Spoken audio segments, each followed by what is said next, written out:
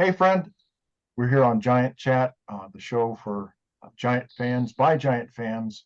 And today's a special day. We're going to have Stanley Whitaker of Happy the Man join us today. I've looked forward to this for about a year and a half, and I've got some great guests along with me.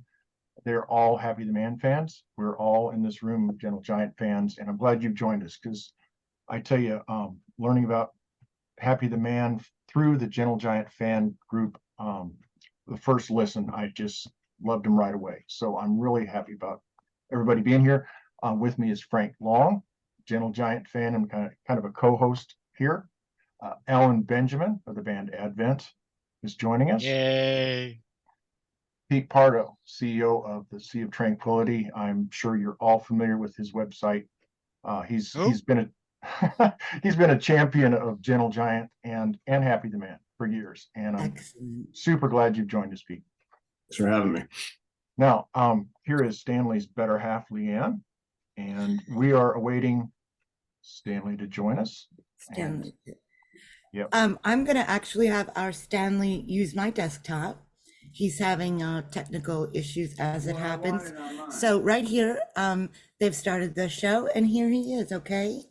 Okay, thank you, Leanne.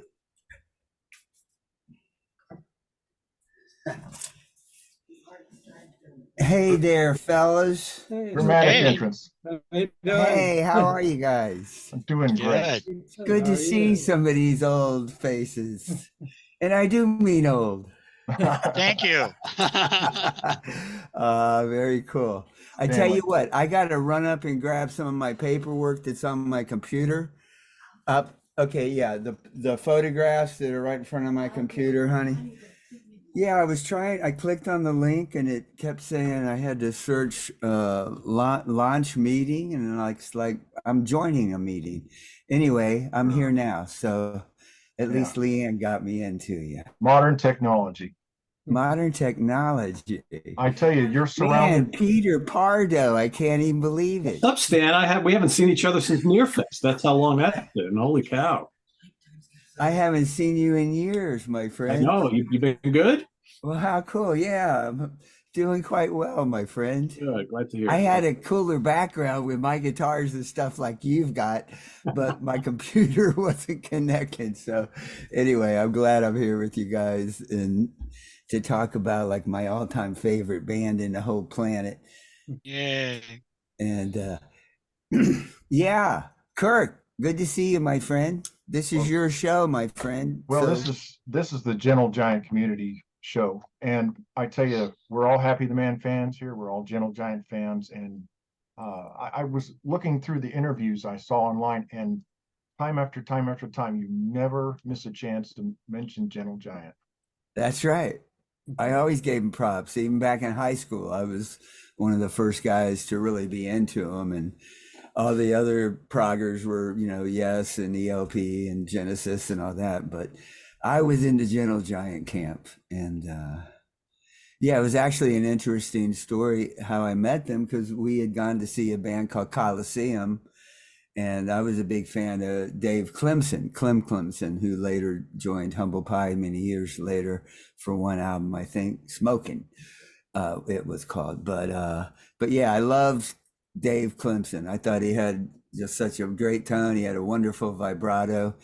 And we were going to see Coliseum, and we see this this band setting up gear in front of them with cellos and stringed instruments, and we were like, oh my God, what's this gonna be? Anyway, we were just mesmerized for the next hour and a half, and we were all 15 years old. We all went backstage because it was so easy to get backstage back in the day over in Germany especially. And we spent the whole like 2.5 hours backstage with them just talking, and they had such an impact on my life, and I mean, for sure musically, but just personality wise, I found them to be the sweetest, most humble. I mean, this was literally their first show in Germany, and they were all like, did you really like it? Really? Oh man, tell us more, and they just couldn't believe how blown away that people were. Because they by had this. to know that they were doing something really different that maybe wasn't going to strike a chord with everybody. So Yeah. I'm sure you hear from fans that like, I really dig this. They're like, oh, thankfully, Yep. right? Yeah, because a lot of people did not like Gentle Giant, but yeah, I absolutely adored them. There was just so many wonderful elements, the madrigal singing, the fact that they could all play a million different instruments. And my senior class trip in Frankfurt, we went to London, and our intent was to see Gentle Giant somewhere over there and really flip them out. But I also wanted to buy a high watt stack, and I knew I could get a whole high watt stack, two 412 cabinets, and the HD 100 head for like under 600 bucks. I think it was under 500, but we snuck it underneath the bus and drove it back into Germany, and I didn't have to pay taxes on it. But we went and saw them in a little tidy room in Croydon, just outside of London, and you'd have thought we were their best friends. Oh my God, yeah, they had such an emotional impact on me that they changed my life. I mean, I was a 15-year-old kid. I met a couple of my heroes that didn't quite live up to that status, personality wise. So to meet these guys who I thought were leaps and bounds beyond some of these guys that were assholes, it's like, you know what? I want to be in this camp. It just pays to be nice, to be humble, and that's how I've kind of lived my life. So Gentle Giant was a life changer for me. What year was that? 1970. Wow, right at the beginning. It was Yeah. their second show ever, actually. I looked it up. It was Oh, did you? It was supposed to be their third. The second got canceled. There's a guy named Jack Skelly who's an On Reflection member who specializes in tracking all of Gentle Giant's live concerts. Oh, cool. And so there is actually on the Gentle Giant website, it shows, I think it's split into 3 or 4 different time periods. And so the very first one shows the first show somewhere in England, I believe. The second one was canceled because I think they were opening up for Tempest, John Really? Heisman's Tempest. I think it was Tempest, and Okay. and somebody in the headliner band got sunburned and they canceled the show. And the third show was the festival in Germany. Oh, that's so cool. Yeah, I knew it was somewhere way back then, but Yeah, that's really So impressive. the first concert was at they actually have a recording of it, right? oh, In do they? Winchester. Oh, look at you back there. Yeah. Where is that guy? Anyway, I know I got it somewhere. Yeah, you probably But do. oh, here it is. This says 1971. It's And it says first show ever? well, I thought it was, but evidently it's not. First I'll bring up the first website. ever live recording. Really? Yeah, Oh, this was cool. King Alfred's College, Winchester, 1971. Oh, that's incredible. And the last song was Peel Off the Paint. I don't know if you can I got pictures see that. that I wanted to show you guys too from that same very first show. This was I don't know. I hope they'll come through on here. Oh, There's Oh yeah. Little Mr. Rating. Wow. And then we got I can't see. Is that coming up? Oh, and then we got Carrie playing Oh, yeah. cello. And It's not white. no. And then we got this cool one. Wow. That's I guess that was Martin Smith playing drums, right?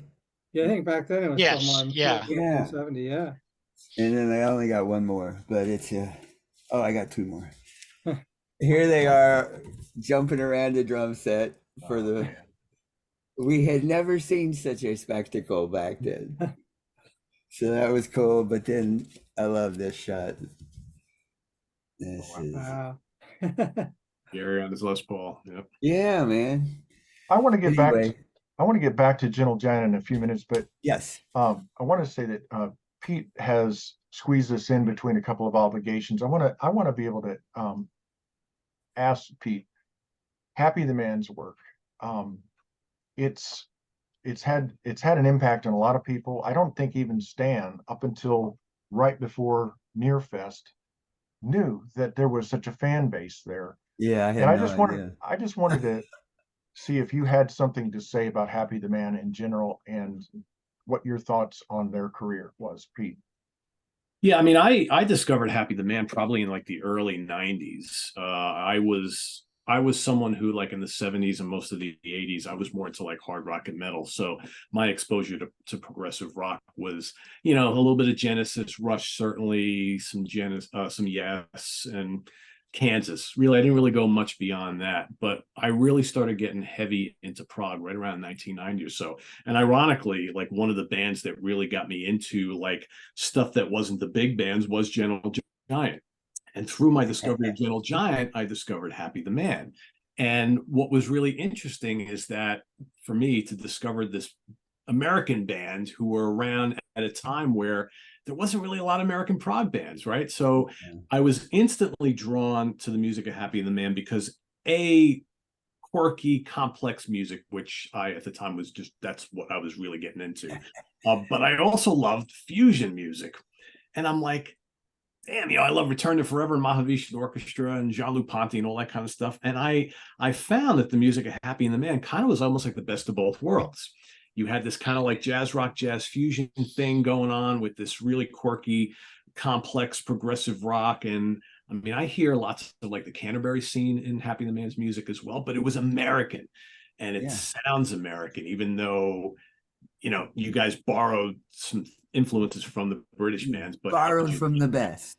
yeah, how could you not? It's so funny because I talked to people in more recent years who are longtime prog rock fans and probably even way longer than me, and they always say to me, there never really was any good American prog rock bands. It's the British bands that should get all the credit and did all the groundbreaking stuff. And I'm like, have you never listened to Happy the Man? Have you never listened to Kansas? You can't tell me that those aren't, maybe the two, and maybe you could throw Starcastle in there, but to me, even Hands. The band Hands. Yes, Hands from Texas, yeah. Hands. Yeah. Yeah. I don't know them. Who is that? Oh, Stan, you would like them. Yeah. They Hands. had they had one release that they put together in. Do you remember what year that was? 70. He's looking it up. I'll find it. Yeah, really cool Talks band. amongst yourselves. I didn't know. I never heard of that band. Hands also very much drawing from what you guys were doing and Gentle Giant as well, and very, very cool stuff. But yeah, I mean, I really love the music of Happy the Man's, and then like I know Steve Feigenbaum, who owns Cuneiform and Wayside Music, and then he started releasing like the unreleased albums and live stuff, and all of a sudden now it's like, whoa, there's more than those two albums from Arista Records, right? And when it was announced that you guys were going to be reforming at Nearfest, that was like such a big deal because you had been away for so long, and that just goes to show you how. By the way, that's the two. Those two albums, the self-titled and Crafty Hands, are held in such high regard by so many people, and the performance was magical, and to see a reunion like that of a classic band was like a major big deal, and was one of my highlights of. And I interviewed you and a couple other guys in the band and Frank at that show at that weekend, and we were all on cloud nine, and it's just like it was just really, really cool. I just before I forget, there's the Hands. That's really good. That's really good. What now? This has got some just Oh, killer stuff. Cool. Oh, And I love the cover. Very reminiscent. Very reminiscent of Happy the Man with a bit of Gentle Giant. Highly recommend this, Stanley. You get a kick out of it. I will track it down, my friend. Well, while we're giving recommendations, Alan's band Advent. Yes, Advent. Silent Sentinel is, I tell you, I have, what is it? Voices from California. I've got that as my ringtone. Oh, thank you. That's my ringtone. That's what I wake up to every morning. It's a mind blower. Well, I'm glad I'm glad you've heard of them, Pete. They're Well, I remember when the working on- first album came out. I bought it when the self-titled came out back in the 90s, and I was just like, wow, this is, nobody does that sort of thing. I mean, it's like I know everybody compared you guys to Gentle Giant when that first album came out, but like nobody ever had the balls to even try That's to do right. something kind I of like remember seeing Alan early on with Advent, and they were pulling off Gentle Giant. I was like, oh my great God. stuff. They're So working you on gotta album be number 4. gotta be pretty capable to pull that stuff off. They're working on album number 4. So, Really? We are. Oh, that's great. It's gonna be out next week, right? Come on. Not in this universe, So- I wish. Okay.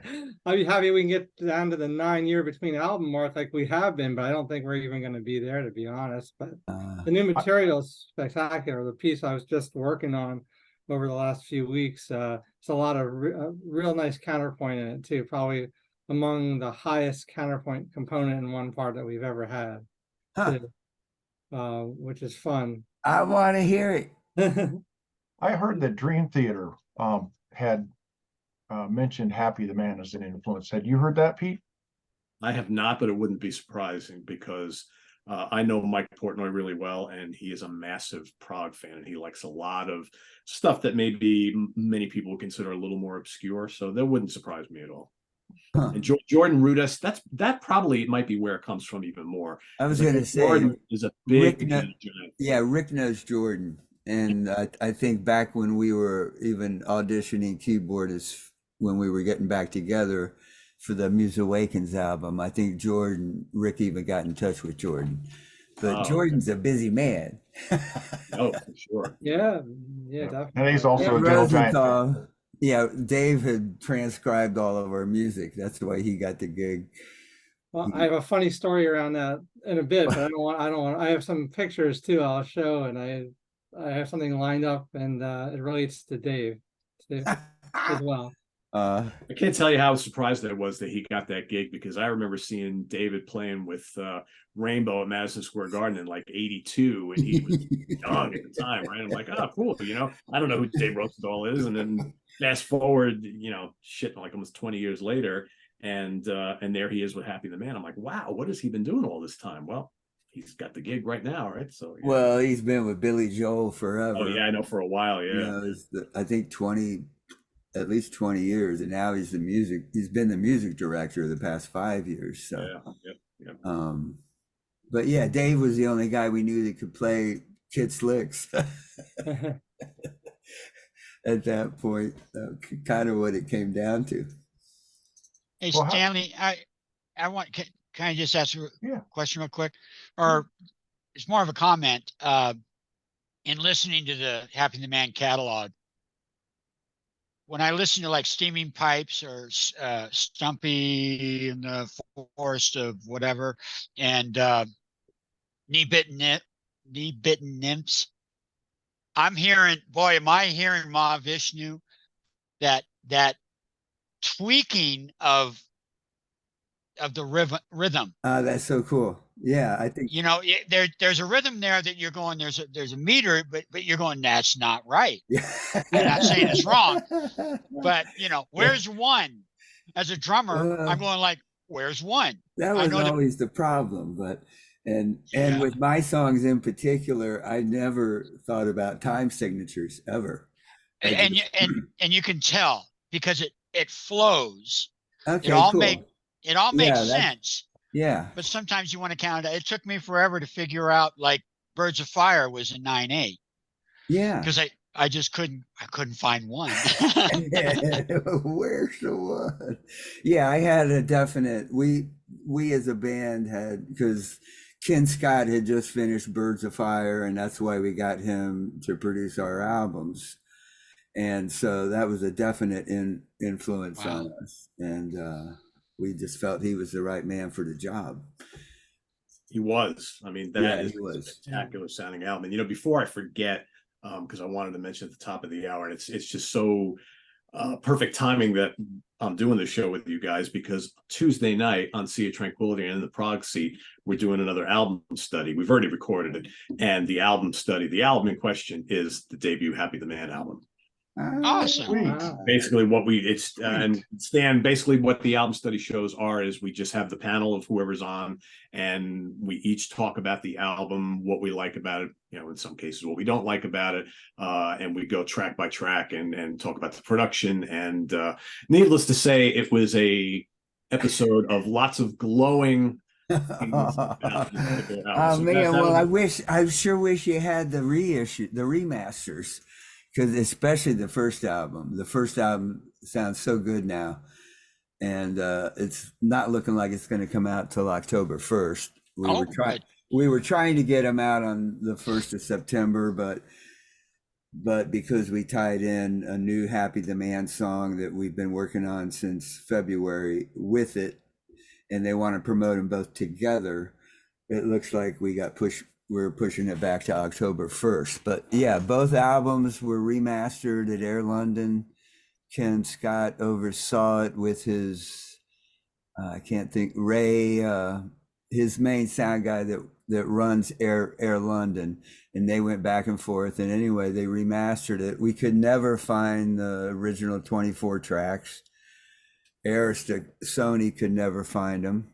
If we ever did, we'd probably get Steven Wilson to mix them or something. I don't know. But the remasters, especially the first album, oh my God, you guys are gonna flip. It's like you're back. It's like we're back in A&M Studios hearing it, because now you can hear every little, literally bell and whistle that Mike Beck is doing. What label are you putting those out on, Stan? It's going to be in Invasion Merch, which is a company that Rick's worked with for probably almost 30 years. Wonderful company up in New York. Peter Casperson runs the company, and just a real man of honor and integrity. And so they're going to be putting it out, and the new song, they're going to have a video release with it. So a lot of stuff in the work for Happy the Man at the moment. Real interesting. That's We're really awesome. We're gonna see any concerts? No.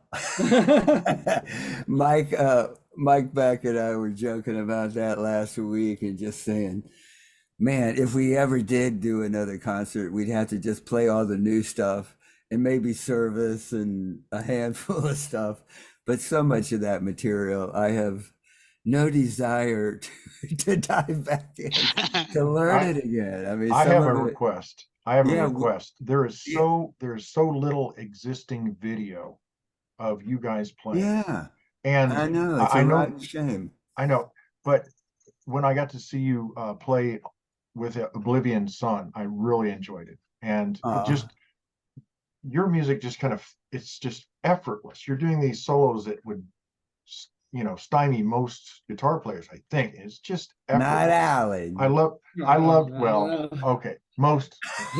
But you've influenced me too. So, I think I've definitely absorbed some of that, some of your work in my psyche like a long time ago. Oh, that's very, very cool. Some Happy the Man videos of you guys, whatever you can come up with. We would love to see that. I love to watch you play. So that's my little request. Well, I sure enjoyed playing. I loved performing. Kit did not. Kit always got pretty nervous before going out, and he would get physically sick sometimes about going out on stage. And then he'd come out and play just brilliant. It's like, oh my God, he was just nervous as can be backstage. But yeah, I don't think there'll be any live shows, and there might be a couple little one-offs here you never know. I never say never. And the beautiful thing is Kit is now back involved on the remasters. Initially, Rick's been working on the reissue remasters for 5 or 6 years, and with Ken Scott, and just getting it all together. So God bless him. Without Rick, it wouldn't have happened. But we had, for the past 3 years, we hadn't been able to reach Kit at all, and we're only hearing through Frank.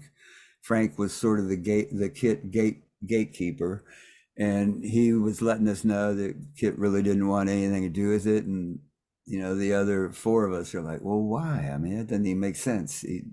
He did such brilliant work. You'd think he'd if he has an opportunity to get it re-released with promotion and might make some money on it finally, why wouldn't he do that? Anyway, long story short, Kit got back in touch with us about 2 weeks ago, and with Rick initially, and said, "Oh, I'd love to be part of the reissue remasters." So now Kit, thankfully, is back in the fold on, and it's a complete full circle thing now, because it was always going to bother me that for whatever reason Kit didn't want to be part of the remasters. That just didn't make sense to me.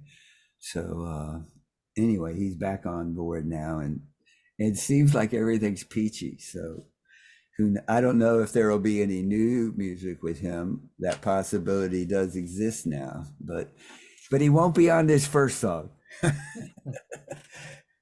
So Pete, when is the Happy the Man show going to air? You have any, it's in the works? Yeah, that'll be it'll air Tuesday, this coming Tuesday, which is what, the 23rd, right? Okay. 23rd. That sounds right. Yeah. How do we plug into your radio show? It's a YouTube show. So just go onto YouTube, find Sea Tranquility, and Really? Oh, boom. cool. Yeah. So I think 9 p.m. Eastern Standard Time on Tuesday. That'd be the 22nd, I believe. 22nd. Yeah. 22nd. Okay. Yeah, I have been a late bloomer to computer world, so I appreciate all the help I can get there, guys. Oh my gosh. I Well, will use it to record with. But You yeah, have- back to Gentle Giant. Give me some more Gentle Giant fun. So what was the first album you bought? Oh, the very first Big Giant Head, and then acquiring the Giant test. Head. Oh, you mean Period, the first album I ever bought? Well, not necessarily. But you answered that question. yeah, but, Giant. I went because I was there at the beginning. I got every single one of them. Yeah. But God, the first album I ever bought, period, would have been The Byrds, Fifth Dimension.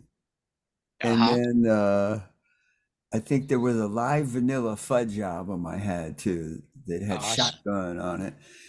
But right around that time, Beatles were transitioning from their poppy screaming girl phase into a little more artistic endeavors. So from Rubber Soul on, I was just a total Beatle nut. I thought, and in high school, I'd get in arguments with other proggers about the Beatles being the most progressive band on the planet. How could you say that? Well, let me explain it to you. And I mean, talk about a band that grew from and progressed from album to album and evolved, and anyway, that's.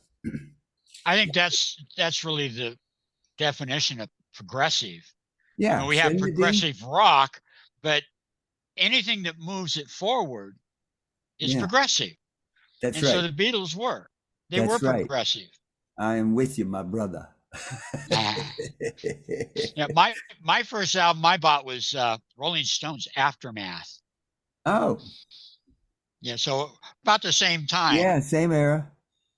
My third album was Jimi Hendrix, Are You Experienced? And I just remember my dad, who was a full colonel in the Army, just going, what the hell is this? Yeah. Just looking at the cover. And anyway, yeah. Jimmy and the Beatles, they were my two earliest inspirations. Yeah, it was an awesome time to be alive, wasn't it? Yeah, it really was. It was a gifted, magical time where, people were concerned about really expressing themselves, really writing real songs, really putting their emotions and feelings into the songs. And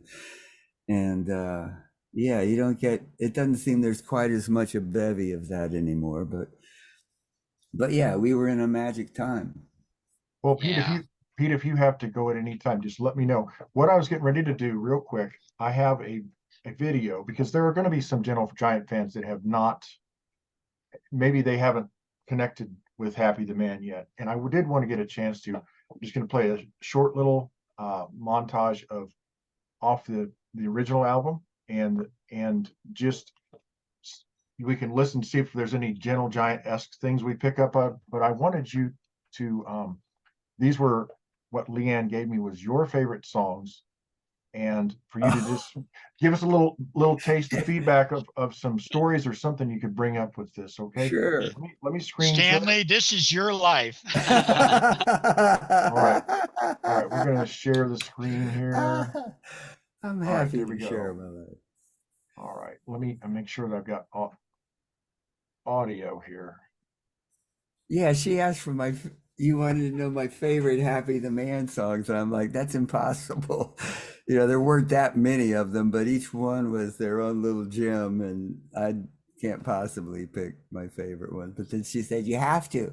I told them I'd get back to you this afternoon. So I said, okay, Service, Steeman, and Morning Sun. So that's what I said. And then I said, then about 5 minutes later, I said, knee nemps, wind up, and I forgot to push it. So anyway, but yeah, play your lovely montage, my friend. All righty.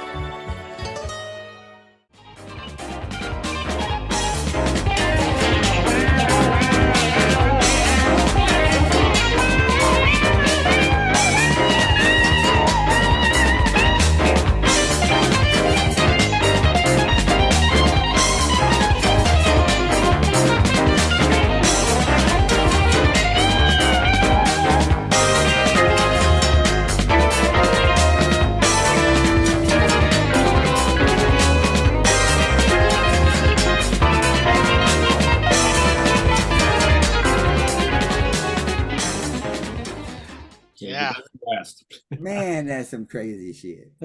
Oh man, I tell Do you. you like listening to yourself, Stanley? Do you like listening? I never did in the past. I find in my old age here, I do enjoy listening Cool. to early stuff. We do. Well, warts and all. To those that haven't heard Happy the Man, that was like looking at a postcard of the Grand Canyon. Okay, you're not going to get. Yeah. You need a set of headphones on, and you need to go through the whole thing. So it's true. It's oh true. man, Yeah. I tell you. So guys, I got to run, but this was fun. Peter, man, great seeing you, my Great brother. Man, it was so good catching up. Yeah, we should do this again. Yes, absolutely. Anytime you guys want to do it, I'm available. We finally have high-speed internet. Thank you so much, Pete. Really Thanks for inviting me, Pete. guys. Take care. Have Bye-bye. a good one. See you, Peter. See you, Pete. All right. Wow, Okay, and then there were 4. Yeah. Does anyone know if Peter Thielen is still around? Do you know I who don't that is? know. I haven't seen his name in a while. I'm trying to think the last time I saw it. I'm not sure. Because he ran Expose, right? That was the Yeah, magazine. I think so. Yeah, yeah. And it was That's a it great was an magazine. excellent progressive rock magazine. Now I had to throw in Stumpy meets the Firecracker in there because I mean, come on. Come Okay, on. But here's the thing. What made those make your favorites list? Stumpy, just because it was a cartoon I had in my head just for years, and I was basically wanted to bring the cartoon to life, and that song is a great example of I had no idea what crazy time signatures were in it. Well, same with Neve Neve. Bitten, yeah. But those two songs, yeah, I had no idea that there was all these crazy just one bar of something and whatever. And people thought I wrote all that stuff out. And I was like, nah, I didn't write anything out. I wouldn't even know how to begin to write some of that stuff. And then came in Dave Rosenthal, who knew how to write all that stuff out. But yeah, that was just a cartoon I had in my head, and the music just sort of came to me in a few different sections there. And yeah, I wasn't quite as gifted as Frank and Kit, where those two, especially Frank, could just sit down at the grand piano and just make magic happen there right in the instant. Kit was a similar way. But for me, I got to wait till the muse gives me something. But when it did, oh boy. Yeah. But when it did, oh boy. I'll never listen to Stumpy the same way again. Now I'm going to see that cartoon in my head. That's awesome. Oh, you will. I think you see cartoons in your head anyway, Frank, but that's another matter. Well, that's probably why I like progressive music, you know? Yeah. I showed Carousel and Nebit Nymphs and Hidden Moods and New York Suite. Your thoughts on some of those? Anything that comes to mind, being involved in that song, why they made your favorites list? Well, some of the ones you had in there, I mean, New York Dream Suite, I always loved. Just that whole double solo that Kit and I do. I always loved that because it sounded like car horns. Yeah. And that's definitely kind of a Mahavishnu back and forth between me and Kit on that one. So that was always fun. But a song like Morning Sun, which I thought was one of the most beautiful songs ever written, much less by anyone in Happy the Man. But that's why my initial top three, I threw that in there along with Service and Steam and Pipes. I had another one of the Crafty Hands album, and that's in there. It's shorter, but I'm going to play that in a minute. But oh my gosh, Hidden Moods. I mean, Morning Sun. Wow, it's just beautiful. It could be a full. You could have an orchestra playing that song, and it'd be just as lovely. Oh, love it. Yeah, Kit wrote some real gems. Well, which ones of these were fun to play, or you remembered as being Service really difficult? Was always fun. I always loved playing Service with a Smile. That was usually our opener, but it was always just a gas to play because you kind of felt like you were a Mahavishnu-y kind of a band there. And the whole power of that was really cool. But you mind if I play that? It's about a minute and a half. It's not at all. Okay. I mean, what better time to get together and listen? You guys know who wrote that song, right? Yeah, well, I do. Because it was Ron Riddle and Greg Hawkes. From the Cars, yeah. From the Cars. Wow. Yeah. They were up at Berkeley together and put that gym together. All right, we're going to just give this a quick whirl. This is pretty quick.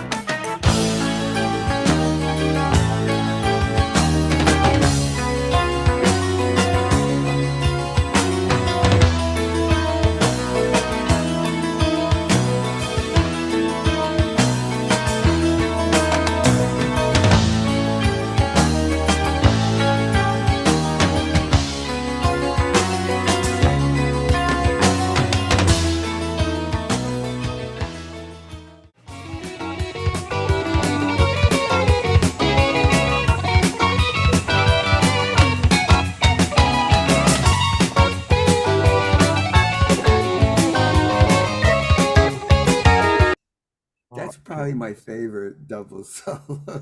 Man. Oops. Oh boy.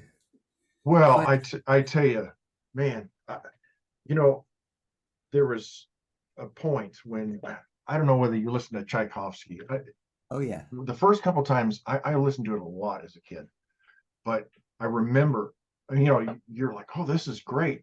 But it's the second and third and fourth and fifth listen that you're just like, you just fall in love with your music. I mean, That's so cool. I'm telling you, I wish I'd known about them a long time ago. I really did.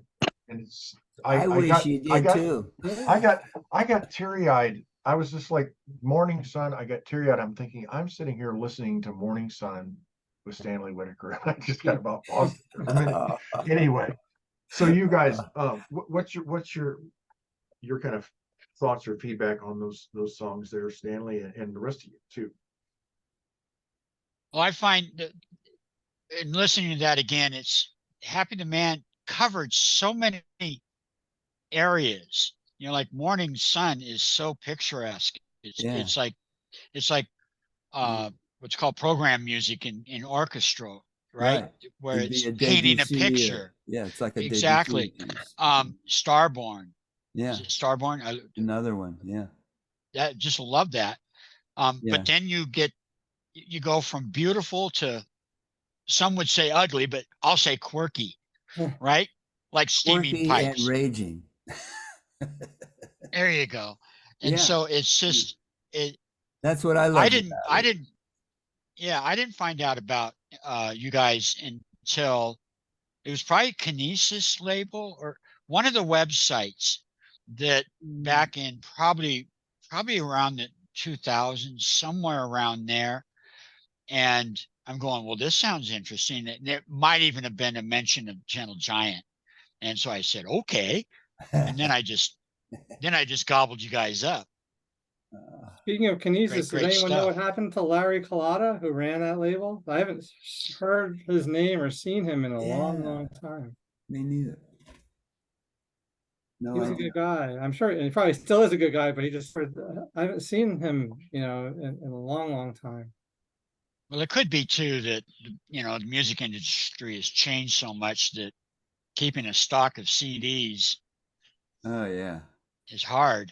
When you were writing a song, Stanley, I've wondered, I mean, okay, you start out in one of the hardest music genres to kind of break through in. Right at the time, the same year your album came out was Never Mind the Bullocks, Here's the Sex Pistols, which was the antithesis of everything you stand And for. Donna Summer. Oh my gosh. And a couple of the fans were asking me about a couple of the Happy Man fans were asking me, do you think that made a difference, or did you was that in your thought process? You just like, or was there just music inside of you that had to get out? I've always wondered that. Where did this come from? More the latter.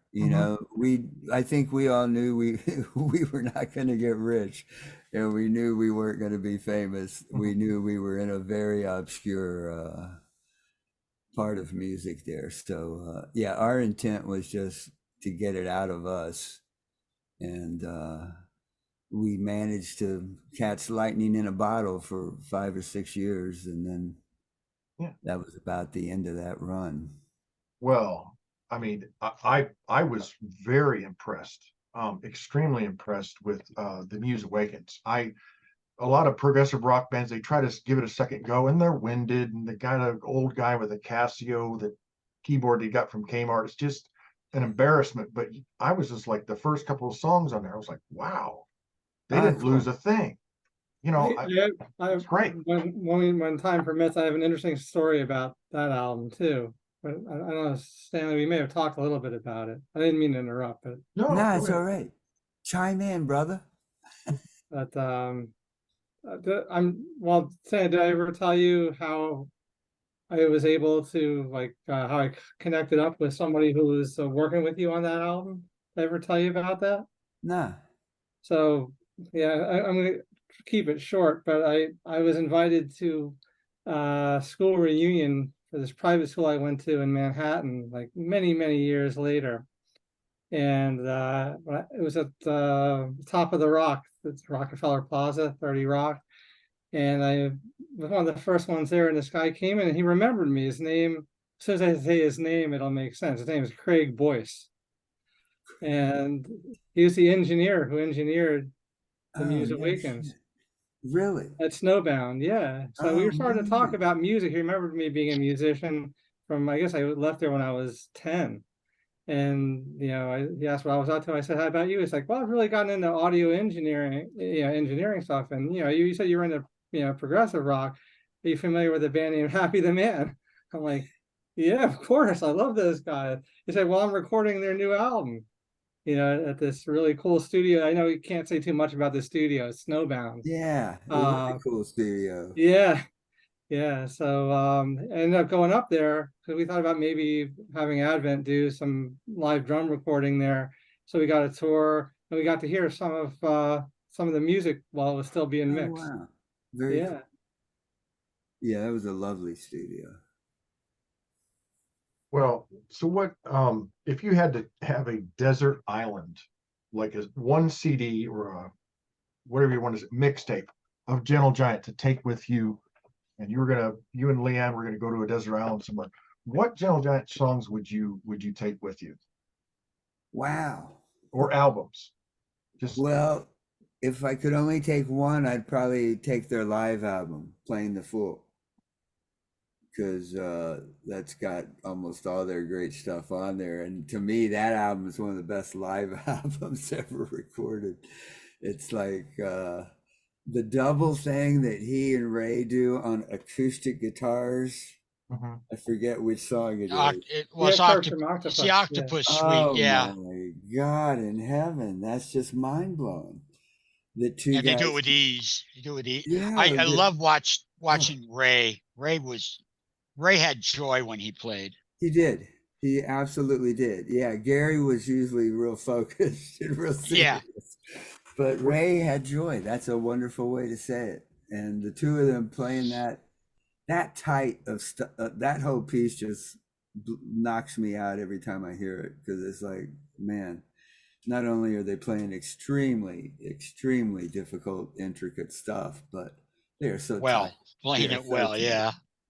It's like, man, I Awesome. mean, Happy the Man was tight, but we weren't that tight. Mhm.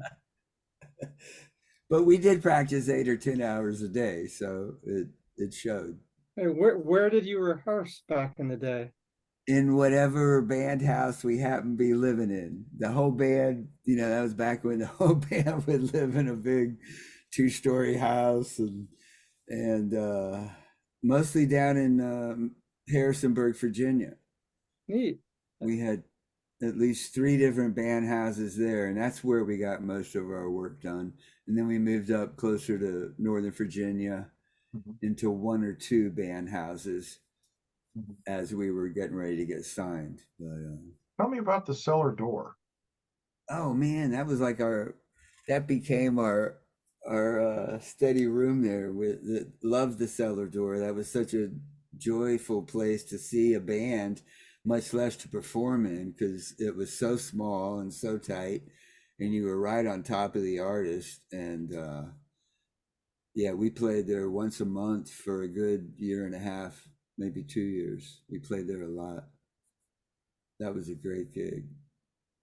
Did you look forward to getting out on the stage? Did it even matter who was there? I mean, you just, how many No. was there? It really didn't, because at that point we just loved performing that crazy music. And it's like, if there's people there, great. If there's not, great. If they like it, great. If they don't, great. We were kind of a love-hate band at that point. You either loved us or you hated us. Well, maybe hate's a little strong, but let's just say you didn't want to go to a concert of our music. But yeah, I could see where it could be some difficult learning curve to like that stuff.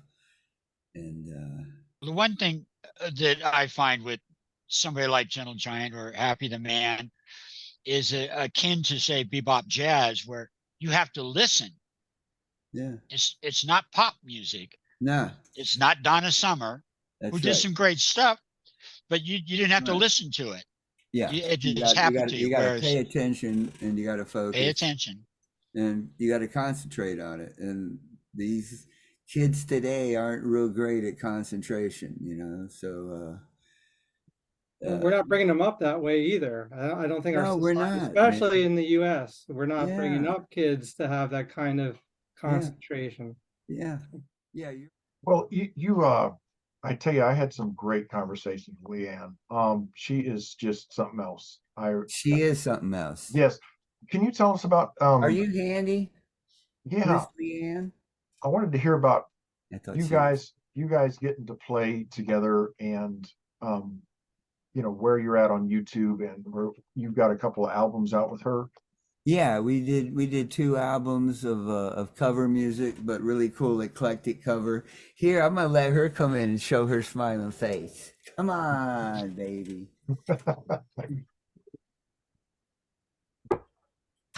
And but yeah, we did 2 albums of eclectic covers. There's the lovely lady.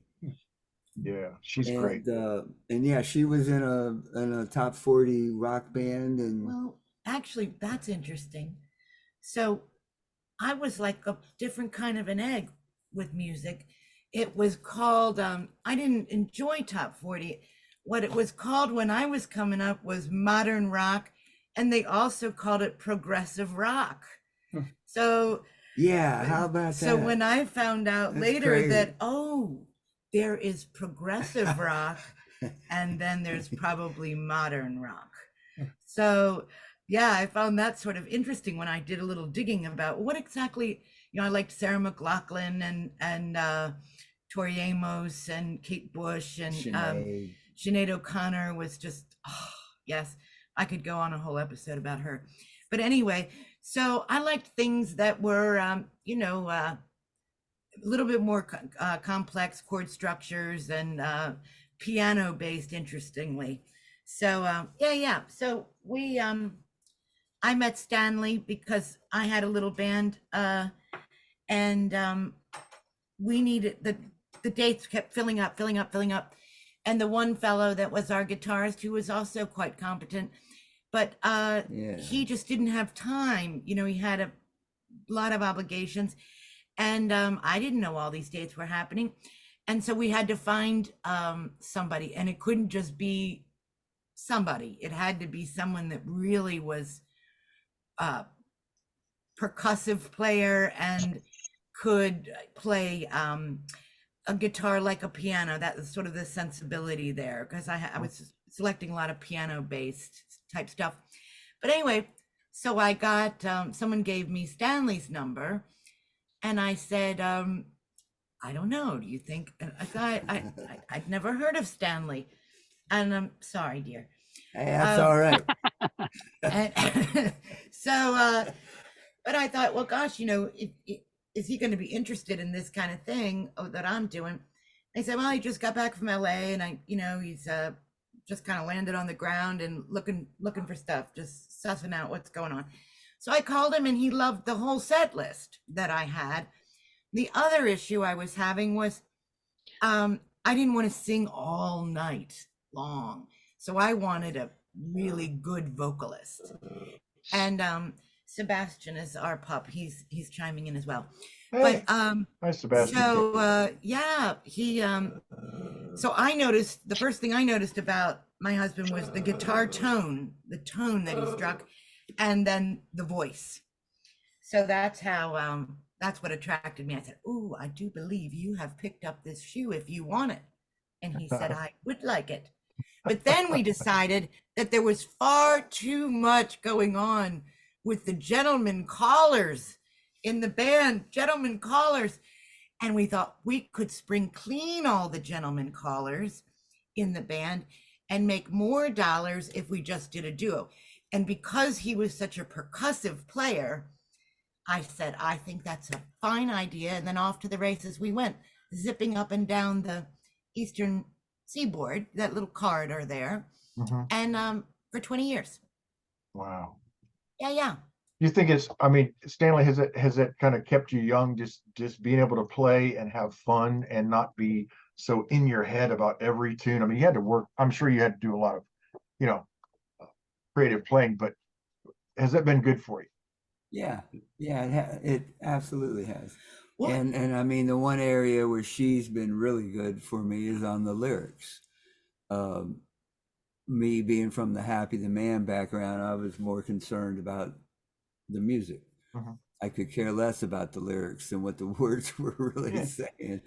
And now, 20 plus years later, it's a complete turnaround. well, and conversely, I can't get behind a poem if I don't like the poem. So for me, it's all about lyrics. You know, I gotta be singing something I can Sure. really, because I'm knowing, okay, you're gonna have to sing this tune hundreds of times, and if I can't really get behind it, Yeah. I'm not even gonna go to the plate.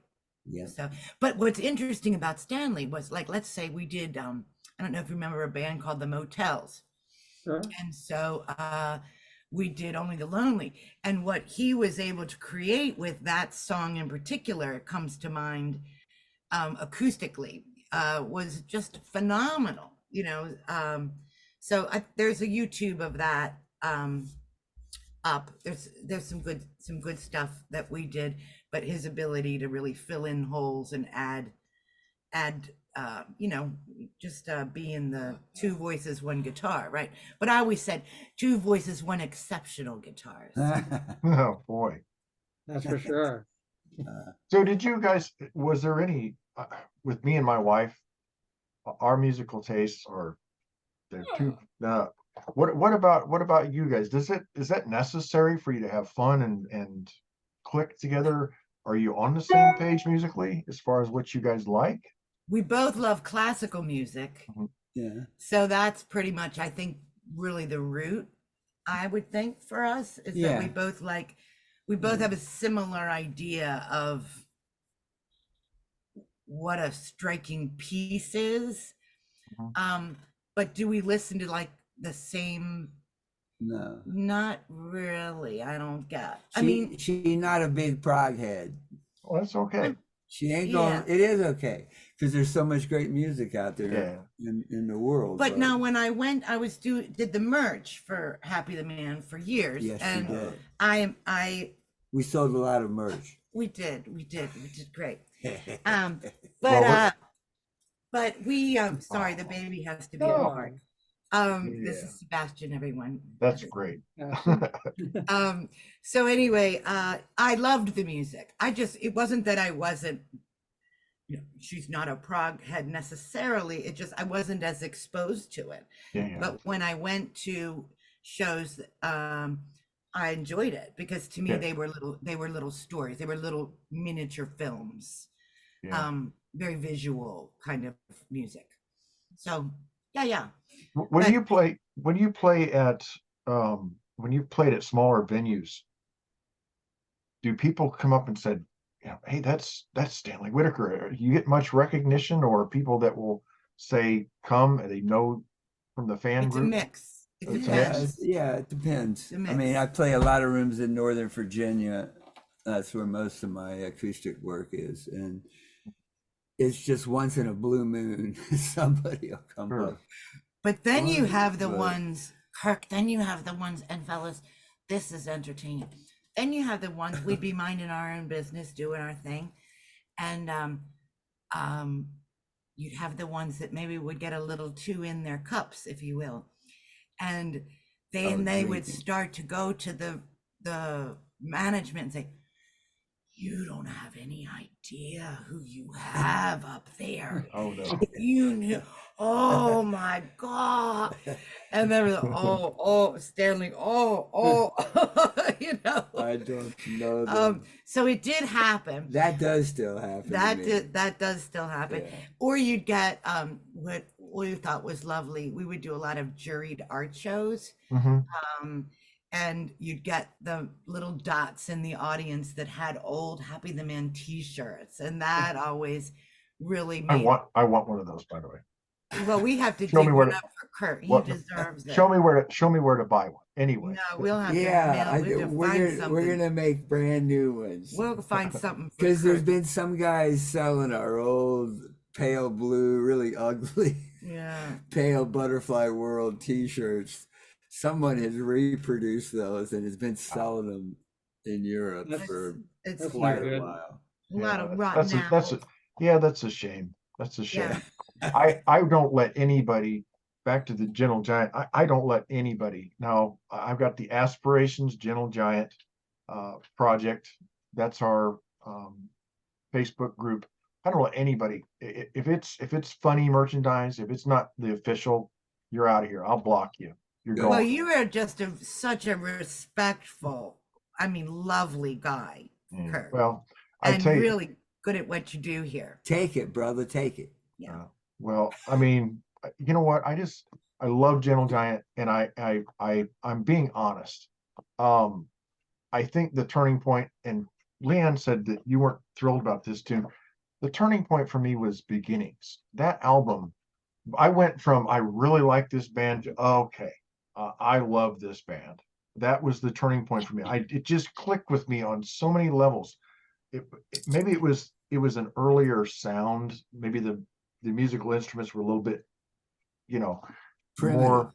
Yeah, okay, but again, there's always a turning point for me with a band where it goes from okay, I'm a full blown, I'm all in, and that was Right. that was it. But um, I tell you, I've missed out, and my two 9-year-olds wanted me to tell you, Stanley, they dig your music.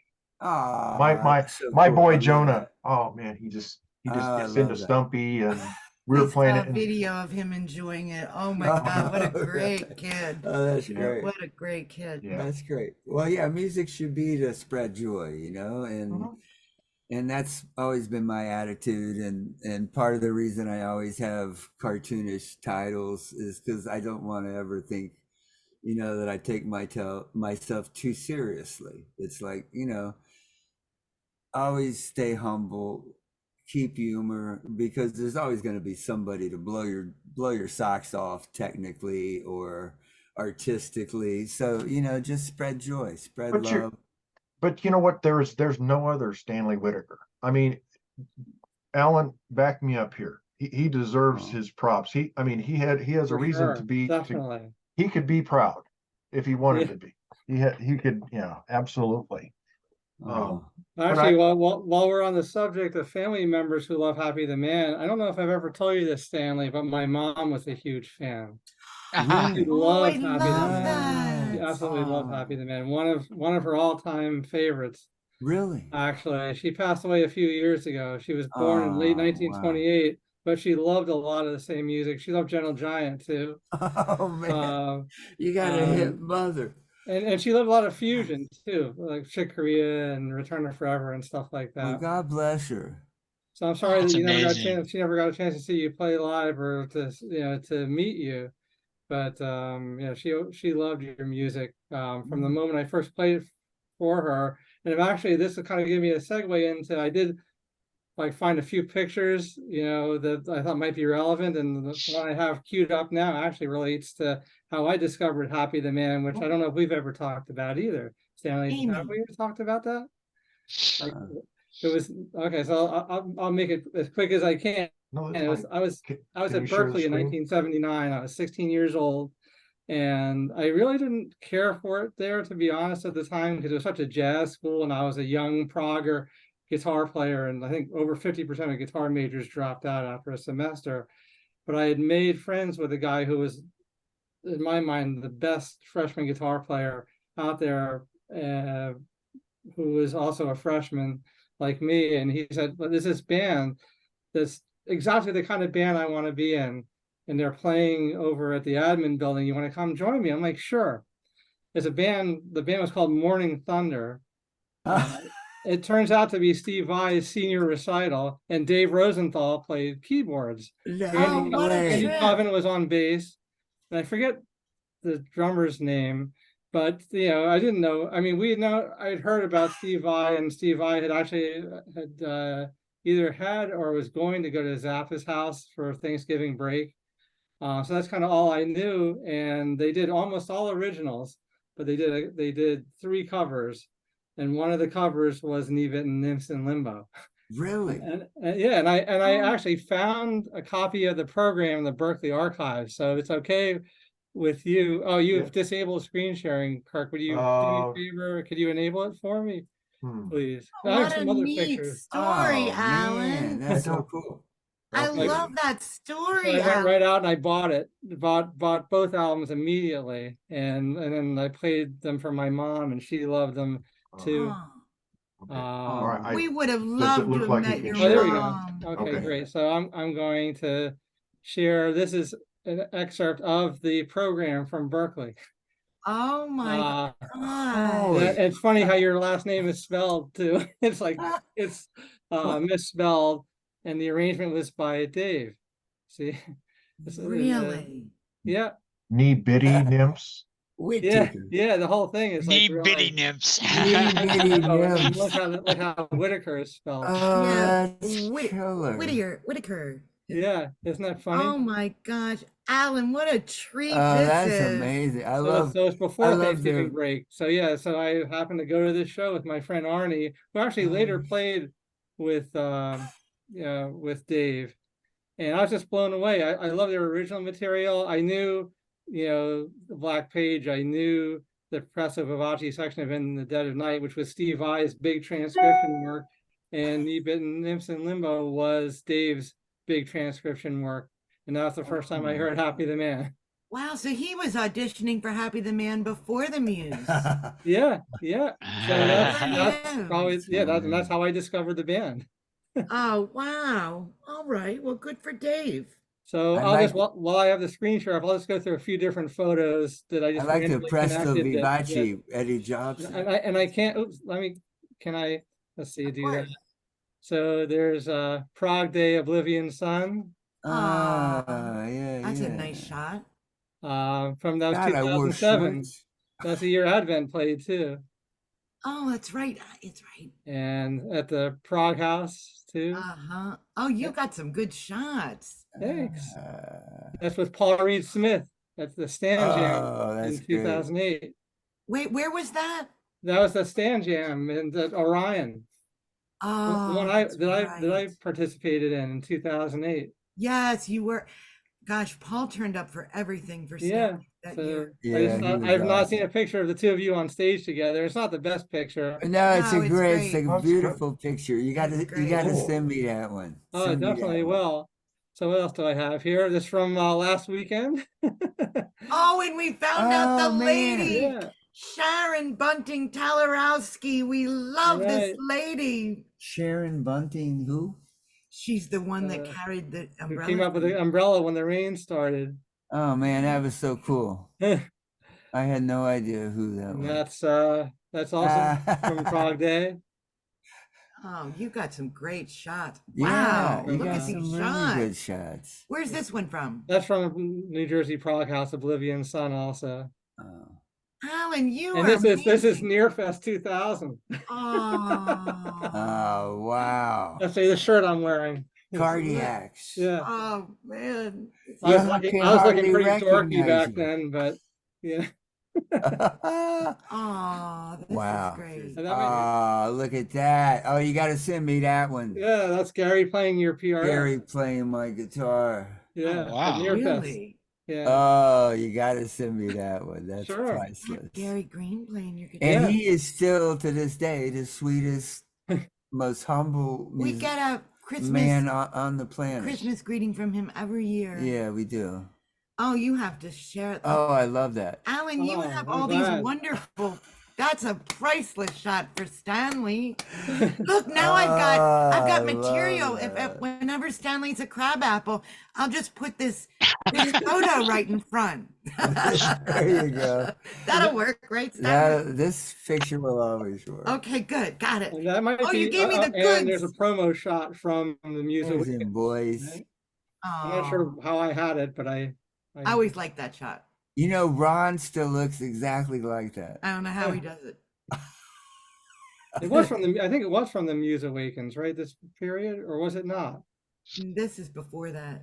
It's before that. Before what? They're asking if this is music. Yeah, This is but Mm, that is Dave, right? yeah, it's Dave, so that's It's Dave and probably, Ron, so it's before. Yeah, it's It's probably the same period of time that we were doing the Muse Awakens. Your hair wasn't long during Muse ever. So this is just Yeah, so before it was between Nearfest and then, I guess. yeah, Yeah. this is Yeah. just shy of Yeah, that. you're right. Just before that. Yeah, and let's see, and We that's all it. thought That's we my were collection cool of with stuff. that. So I just figured I'd share those things. Oh, yeah, Oh, thank man. you That's for cool. sharing My that. pleasure.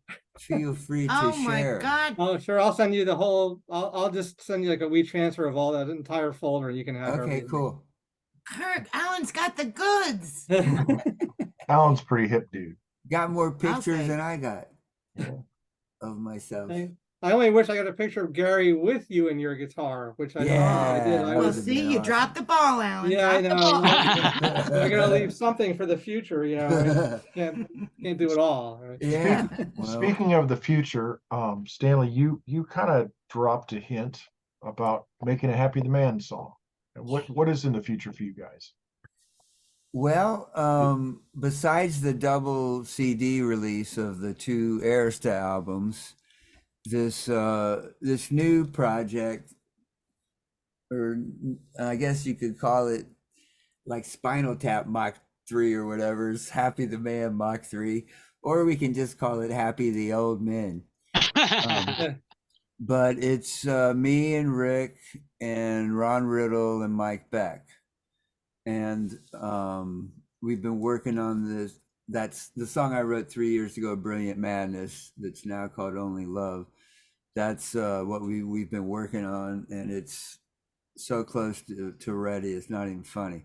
But it is, we're planning on just continuing to write music. So I should just pop in if that's all right.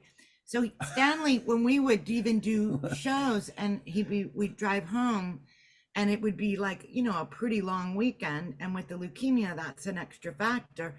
But even after that, you know, especially those juried art shows, we'd be exhausted, but we'd be so creatively like infused, you know. And this little bird would run right up the stairs to the studio. I heard something in my head and he'd put it down. So he's got a library of all these I do. songs and partials and snippets that Yeah. are, you know, he writes in his head. So he's got all that. So it seems like the fellas have an awful lot of stuff to work based off of him. And he's always said that as much as he loved the Happy the Man years, he often felt trapped between two walls of keys. Mhm. So this is a Yeah. really wonderful time for him to be able to step out. But yeah, but with the other neat little morsel is how absolutely healing it is for him and lovely for me to see not only that point, him to step out from, but you know, between the walls of keys is the rapport he has with Rick Kennel. So they chat and giggle and talk, and the way they work together is so seamless, and it's daily. So don't you think it's just a really lovely, Stress-free. lovely Sure. way of communicating? Well, you had talked to Sean Toner about 2 years ago, and you had talked about you had so many ideas that you wanted to get out in an album, and this seems like the stars are kind of coming back to it. It's like a full Yeah. circle from Germany meeting him Yeah, back here. Yeah. But yeah, it's Yeah. like your music is kind of meant to be, you know? yeah. I think you're right. It might be a little more timely now, and not as interested in. Now I'm more interested in making a political statement. It seems. Stanley's So, fired up. The poor guy's fired up. I'm angry. So, I hear you. but yeah, originally when I formed Happy the Man, the intent was for it to be a 3-piece rock band with a full orchestra. And that couldn't really happen back then, but now it's sort of what's happening, because Ron is so skilled at the orchestration stuff, and he's been doing film scores and documentaries for the past 30 years. Heavily with National Geographic. Yeah. So he's really good at it, and he's got a whole lot of really, really cool tunes that I'm dying to work on too. But yeah, there's a plethora of music. We're even going to let Mike Beck sing something. Yeah, one of the fans was asking a question about his involvement with Crafty Hands, Mike Beck. Did Mike he? Beck had no involvement on Okay. Crafty Hands. Okay, Yeah. that was one of the fan questions. Hey, there was some really good fan questions. Kirk has Yeah. been comprehensive here, collecting the questions. Yes. So that was, I think, what he said was regarding that. He had a tape that Kit had made for him before it was released. He said there was a chance it was an early mix that could have him playing on it, but that's not true. Nah. I mean, before we recorded Crafty Hands, we had started all that material with Mike Beck. But then Mike kind of left pretty suddenly, and him and Ron Riddle were both buddies, so it worked out great. It was like, because Ron had been coming out to see us at the cellar door, and he and Mike became really good friends. So when Mike was ready to make his move, it was just a perfect fit. It just slid right in, and it added a different flavor to that album. Yeah, there's so many parallels between you and Gentle Giant. You went through several drummers, both bands, and each one was perfect for where they were at. Yeah. And there's so many parallels. I just, you could draw so many between the two bands. But Frank and Alan, we're going to kind of bring this to a stopping point here in a second. But you guys have any final questions or thoughts about that you'd like to talk to Stanley about? I have Well, some look- questions, but yeah. I won't. I'll resist the urge because it's just my love I for the see you music. enough, And, Alan. it's just so large, and there's so many things, that come to mind. But I will probably just keep us going for like at least as long as we've been on, if you let me. So I think I will. I appreciate the invitation. It's an honor to be here, and so much fun. Would you be open? I'm just going to put it all out there. Would you be open to Stanley putting a few licks that you could use on one of your albums? Would you be? Sure. That would be a trip. Just But he doesn't need me though. No, he doesn't. But it would be cool. Alan, I'm sure is such a capable guitarist. I mean, it's good in thought. I might sell you one more record than you would have. Yeah, you would buy it, right? Yeah. But anyway, no, it would be cool. It would be cool. Well, there's no reason we couldn't do some project down the road there together. It would be Awesome. fun. Actually, I guess I can, I debated whether to bring this up, but Frank and I had talked about doing some work together a while back, and it just never materialized. Like we just kept on putting it off, and well, we'll just keep it in the wings there, my friend, because food for thought. Came to be. I think you and I could have some good guitar fun together. Well, when you have two bands that I like, couldn't help myself. But how about you? How about you, Frank? Any?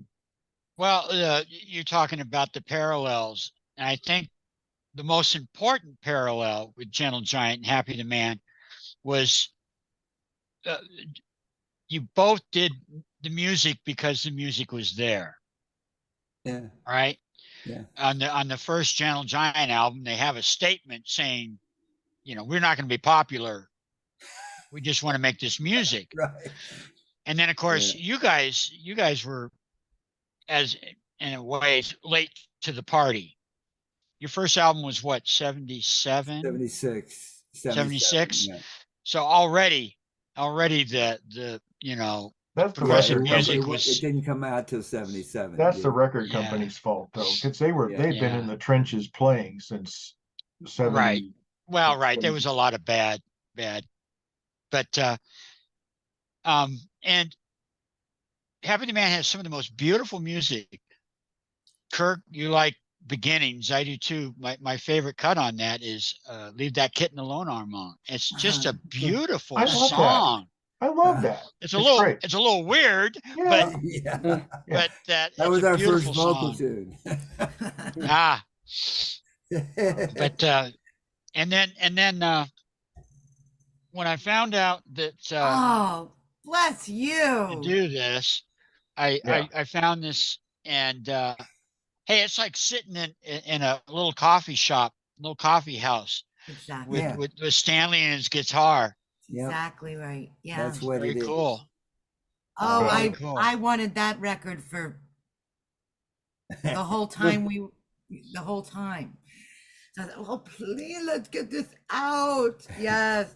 And we just walked around our house and took those cover, all the photography for that. And we recorded Yeah, it I here. just got this off of YouTube and made a little.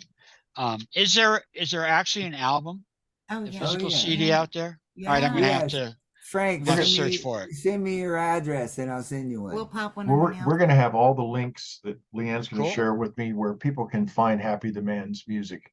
But last parting thought, when you look back on 50 years of music, I mean, what's your feelings? You're just like, man, I'm glad I did this. This was worth doing. I'd do it over again. What's your thoughts just looking back on your career? Absolutely worth doing. I'd do it all over again. The one thing I would do differently is most likely when I had the second offer to go with Peter Gabriel for the third album, I probably would have gone with Peter. Well, one of the fans asked, they said, why didn't they wanted to ask, why that didn't happen? And it's obvious Peter Gabriel was drunk. He missed the boat. So, I mean, that's my opinion. But anyway, that would have been great. But, woulda, coulda, shoulda, look at what you did. I mean, Peter Gabriel had his own thing, but I wouldn't wanted the albums that you've made to have been changed. No, me neither. I think we caught lightning in a bottle, and I think both those records are masterpieces. And I wouldn't trade it for the world. Yeah, very, very proud of both albums and what we did. If we'd have had the opportunity to get over to Europe, it would have changed everything. But we were stuck in the States with disco. Well, and he always says if he'd have gone with Peter, he wouldn't have met me. That's There right. you go. See? There you go. Small little change. Well, I'm gonna wrap this up unless there was some other thing. Frank, thank you for being here. I'm really happy that you were able to make it. You said that good to see you, Frank. Sundays. That's thanks to my bride Candace. I haven't well, seen you in a long time, Frank. You owe her Gotta- one. But he I'm gave glad. props to his wife, Candace.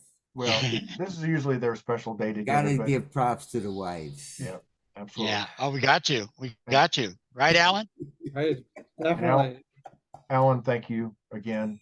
I'm glad you were here. But My Leanne pleasure. and Thanks for Stanley, including me. and on your lap there again, what is his name?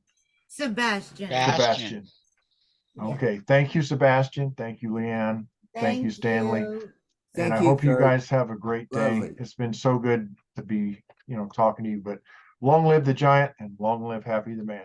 Yes, Yeah. sir. Yay. Long live Right. all of us. All right. God bless Yeah. everybody. All right, Take thank you. good care. Anytime you want to do them, I'm available. All right, sounds good. All right, Thank you. guys. We'll All see right. y'all. Bye now. Take care.